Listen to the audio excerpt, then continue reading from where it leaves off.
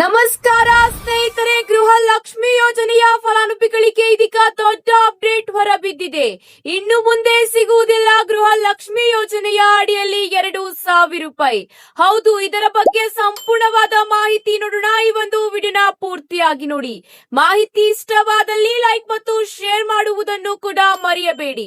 ಹಾಗಾದ್ರೆ ಬನ್ನಿ ವೀಕ್ಷಕರೇ, ಮಾಹಿತಿ ಏನೆಂದು ನೋಡೋಣ. ಗೃಹಲಕ್ಷ್ಮಿ ಯೋಜನೆಯ ಅಡಿಯಲ್ಲಿ ಇದೀಗ ದೊಡ್ಡ ಬದಲಾವಣೆಯ ಚರ್ಚೆ ಶುರುವಾಗಿದೆ. ಹೌದು ಸ್ನೇಹಿತರೆ, ಸರ್ಕಾರ ಗೃಹಲಕ್ಷ್ಮಿ ಯೋಜನೆಯ ಹಣ ಪಡೆಯಲು ಈಗ ಫಲಾನುಭವಿಗಳಿಗೆ ಬಯೋಮೆಟ್ರಿಕ್ ಕಡ್ಡಾಯ ಮಾಡುವ ಬಗ್ಗೆ ಗಂಭೀರ ಯೋಜನೆ ನಡೆಸುತ್ತಿದೆ. ಈ ಒಂದು ಮಾಹಿತಿ ಈಗ ಹೊರಬಿದ್ದಿದೆ. ಯೋಜನೆಯ ಅಡಿಯಲ್ಲಿ ನಡೆಯುತ್ತಿರುವ ದುರುಪಯೋಗವನ್ನು ತಡೆಗಟ್ಟಲು ಈ ಕ್ರಮ ಜಾರಿಗೊಳಿಸಲಾಗುತ್ತಿದೆ. ಸರ್ಕಾರದ ಅಂದಾಜಿನ ಪ್ರಕಾರ ಕೆಲವರು ತಪ್ಪು ಮಾಹಿತಿಯಿಂದ ಅಥವಾ ಅನರ್ಹರಾಗಿದ್ದರೂ ಕೂಡ ಗೃಹಲಕ್ಷ್ಮಿ ಯೋಜನೆಯ ಹಣ ಪಡೆಯುತ್ತಿರುವ ಕಾರಣದಿಂದಾಗಿ ಈಗ ಈ ಒಂದು ಹೊಸ ನಿಯಮ ಜಾರಿ ಬರಲಿದೆ. ಇದಕ್ಕಾಗಿ ಗ್ರಾಮ 1, ಹೌದು ವೀಕ್ಷಕರೇ, ಗ್ರಾಮ 1 ನಲ್ಲಿ ಬಯೋಮೆಟ್ರಿಕ್ ಪರಿಶೀಲನೆ ಮಾಡುವ ಮೂಲಕ ನಿಜವಾದ ಫಲಾನುಭವಿಗಳನ್ನು ಗುರುತಿಸಲು ಸರ್ಕಾರ ಮುಂದಾಗಿದೆ. ವಿಶೇಷವಾಗಿ ಗ್ರಾಮ 1, ಬೆಂಗಳೂರು 1 ಸೇರಿದಂತೆ ವಿವಿಧ ಸೇವಾ ಕೇಂದ್ರಗಳಲ್ಲಿ ಬಯೋಮೆಟ್ರಿಕ್ ವ್ಯವಸ್ಥೆ ಈಗಾಗಲೇ ಇರುವುದರಿಂದ ಇದನ್ನು ಜಾರಿ ತರಲು ಸುಲಭವಾಗಲಿದೆ. ಹೌದು ವೀಕ್ಷಕರೇ, ಮಾಹಿತಿಯ ಪ್ರಕಾರ ಬಯೋಮೆಟ್ರಿಕ್ ನೀಡದ ಫಲಾನುಭವಿಗಳ ಹೆಸರನ್ನು ಲಿಸ್ಟ್ ನಿಂದ ಹೊರಗಿಡುವ ಸಾಧ್ಯತೆಯೂ ಇದೆ ಎಂಬ ಮಾತು ಈಗ ಕೇಳಿ ಬರುತ್ತಿದೆ.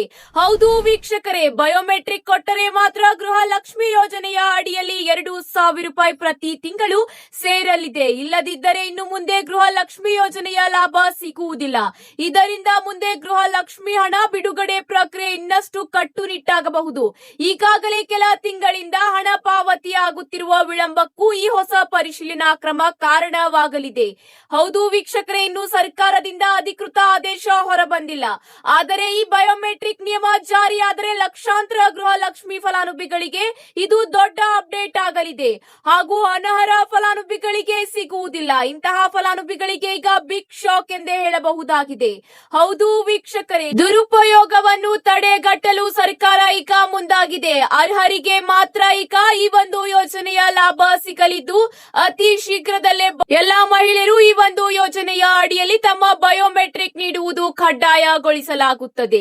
ಇದೇ ಅಷ್ಟೆಲ್ಲ ಮೃತಪಟ್ಟ ಫಲಾನುಭವಿಗಳಿಗೆ ಹಣ ಸೇರುತ್ತಿರುವುದರಿಂದ ಈಗ ಬಹಳಷ್ಟು ನಷ್ಟದಲ್ಲಿ ರಾಜ್ಯ ಸರ್ಕಾರ ಇದೆ. ಈ ಒಂದು ಹೊಸ ಯೋಜನೆ ಜಾರಿಯಿಂದ ಅರ್ಹರಿಗೆ ಮಾತ್ರ ಹಣ ಸೇರಲಿದ್ದು ಇದರಿಂದ ಸರ್ಕಾರಕ್ಕೆ ಉಳಿತಾಯ ಕೂಡ ಆಗಲಿದೆ ಎಂಬ ಮಾಹಿತಿ ತಿಳಿದು ಬಂದಿದೆ.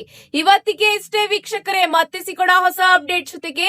ಮಾಹಿತಿ ಇಷ್ಟವಾದಲ್ಲಿ ಲೈಕ್ ಮಾಡಿ ಹಾಗೂ ನಿಮ್ಮ ಎಲ್ಲಾ ಸ್ನೇಹಿತರ ಜೊತೆಗೆ ಶೇರ್ ಮಾಡುವುದನ್ನು ಕೂಡ ಮರೆಯಬೇಡಿ. ಮತ್ತೆ ಸಿಗೋಣ ಗೃಹಲಕ್ಷ್ಮಿ ಯೋಜನೆಯ ಹೊಸ ಅಪ್ಡೇಟ್ ಜೊತೆಗೆ. ಧನ್ಯವಾದಗಳು.